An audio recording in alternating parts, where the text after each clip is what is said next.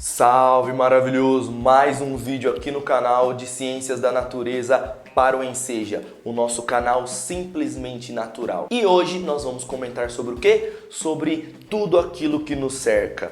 Até hoje, você já se perguntou do que são formadas as coisas? Do que é feito tudo aquilo que eu toco, daquilo que eu vejo?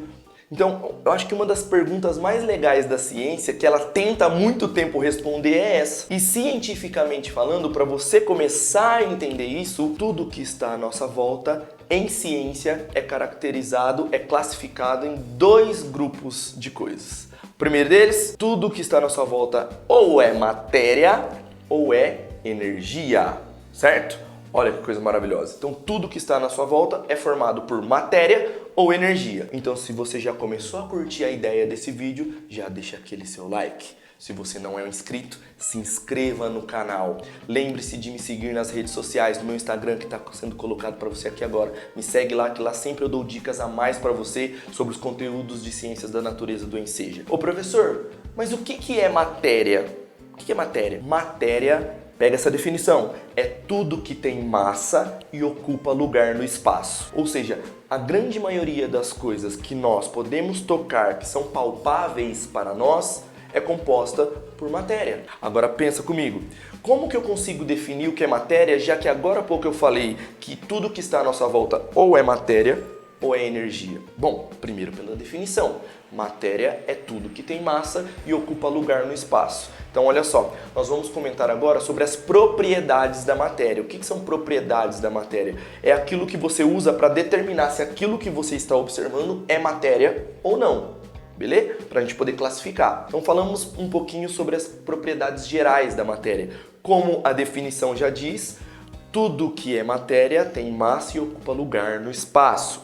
Então toda matéria tem massa. O que é massa, professor? O que é massa? Bom, massa nós usamos aparelhos para medir a massa. Por exemplo, a balança. Quando você sobe lá na balança para saber se você está bem, magrinho, um pouquinho acima do peso, no peso ideal, você está medindo a sua massa. Então, se você tem quantidade de massa, se você tem massa, você é composto por matéria. Lembre-se que a unidade de medida mais comum que nós usamos para medir massa é o quilograma, tá bom? Então todas as vezes que você vai até a balança e sobe na balança e vê aquele valor, você está medindo a sua massa, né? E normalmente nós costumamos falar o que? Popularmente que nós estamos indo pesar. Peso é uma unidade de medida completamente diferente de massa. Então, a partir de agora, que você é um cientista nato, você vai falar assim, ó, estou indo me massar. Matéria tem massa.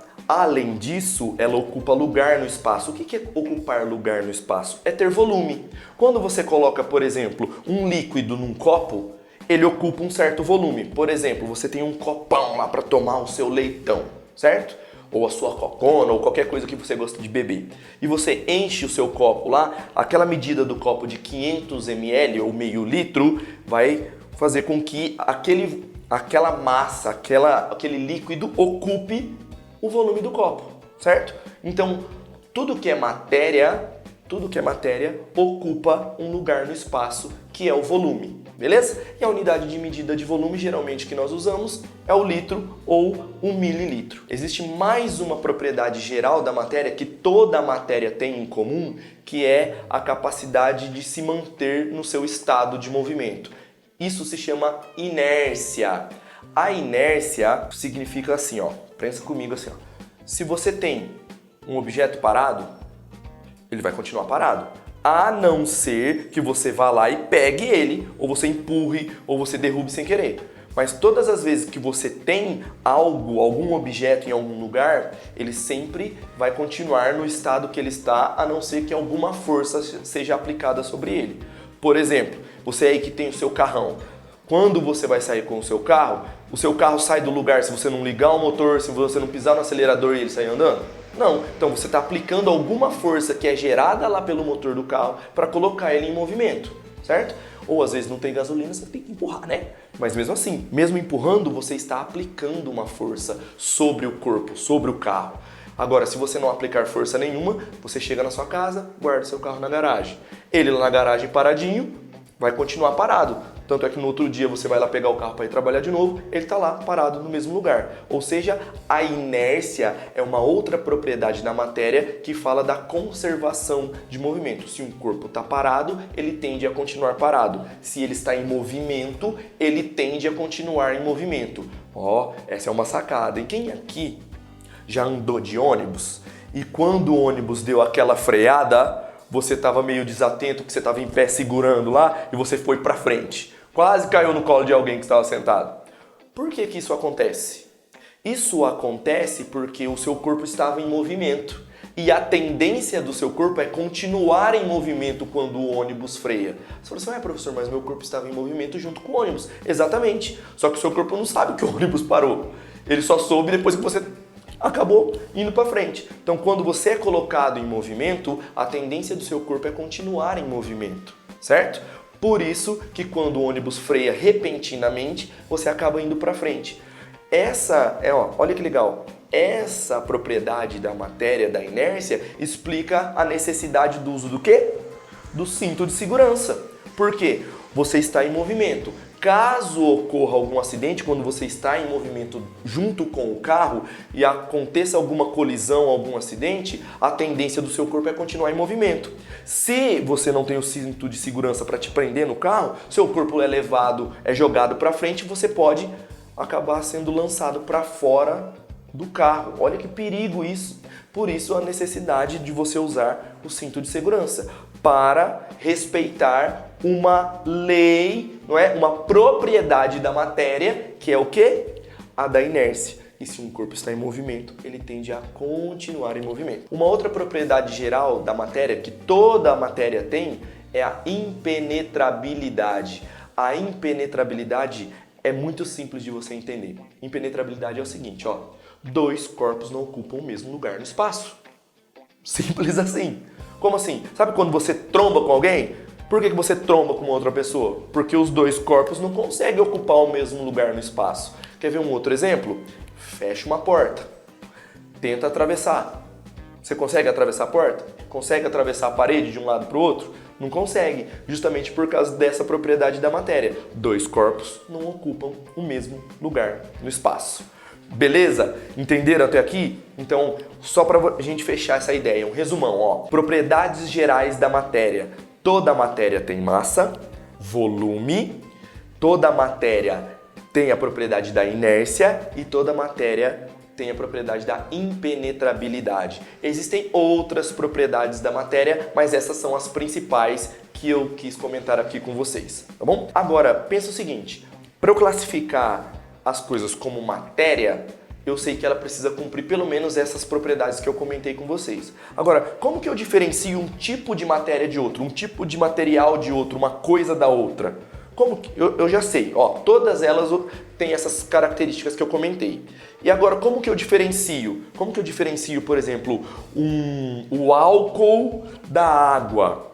Como que eu diferencio a gasolina da água? Como que eu diferencio o plástico do vidro? Como que eu avalio isso e consigo diferenciar uma substância da outra? Consigo diferenciar uma da outra? Aí entram as propriedades específicas da matéria, certo? Vou comentar duas com vocês rapidamente. A primeira delas, quando você compara dois tipos diferentes de matéria, você vai perceber que cada tipo de matéria tem um ponto de fusão e um ponto de ebulição específicos. O que é o ponto de fusão? O ponto de fusão é aquela temperatura onde, se a matéria está em estado sólido, ela começa a mudar para o estado líquido. No caso da água, que é o nosso exemplo mais clássico, o ponto de fusão da água é 0 graus. A 0 graus, se ela está congelada, se ela está no estado sólido, ela começa a passar para o estado líquido. Quando você tem o ponto de ebulição é aquele ponto onde uma substância sai do estado líquido e começa a passar para o estado gasoso. Então, o ponto de ebulição é quando uma substância está no estado líquido e começa a passar para o estado gasoso. E cada substância, cada tipo de material tem um ponto de ebulição e um ponto de fusão específicos, que não é igual de nenhum outro tipo de matéria. Então eu consigo diferenciar um tipo de material de outro pelo seu ponto de ebulição e pelo seu ponto de fusão, tá bom? Isso é super importante e nós vamos usar esse conceito para entender depois como é que eu uso esses princípios, essas propriedades para separar matéria quando elas estão misturadas, tá? Então lembre-se, ponto de fusão, ponto de ebulição são exclusivos e específicos de cada tipo de material, tá bom? Então é uma propriedade específica da matéria. Uma outra propriedade específica da matéria é aquela que associa duas propriedades gerais, a massa e o volume. Essa propriedade é chamada de densidade. A densidade, ela vai dividir a massa pelo volume que essa matéria ocupa. E a densidade é muito legal porque a gente consegue comparar os diferentes materiais. Aqui quer ver um exemplo clássico para a gente analisar a densidade?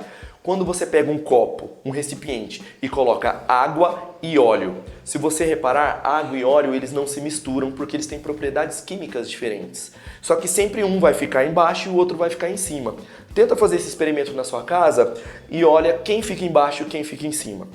Geralmente quando você faz isso, quem fica embaixo é mais denso, a gente fala assim, ó, que é mais pesado, tá? Mas na verdade ele é mais denso e fica mais embaixo. E aquele que é mais leve fica mais em cima, tá bom? Se você fizer essa experiência, por favor, deixa aqui no comentário qual é das duas substâncias, qual das duas substâncias que ficou embaixo e qual que ficou em cima. Ou seja, a que ficou embaixo é a mais densa e a que ficou em cima é menos densa. Lembre-se de colocar, então, um pouquinho de água e um pouquinho de óleo. Põe sempre a mesma quantidade, né, para não dar diferença. Tenta fazer esse experimento aí na sua casa e me fala quem que é mais denso, se é a água ou se é o óleo, beleza? Que aí você vai estar testando mais uma propriedade específica da matéria, certo? Então, se você curtiu esse vídeo, já deixa aquele like, se inscreve no canal, não deixa de comentar sobre esse experimento aí que você fez e se você tiver alguma dúvida, também deixa aqui que na medida do possível nós vamos tentar responder todo mundo, tá bom? Não deixe de me seguir no Instagram para que você possa ter novidades sobre aquilo que vai rolar aqui no canal, sobre as próximas aulas e sobre tudo aquilo que a gente pode discutir sobre ciências da natureza no Enseja. Espero que vocês tenham gostado, fiquem com Deus e até o próximo vídeo. É nóis!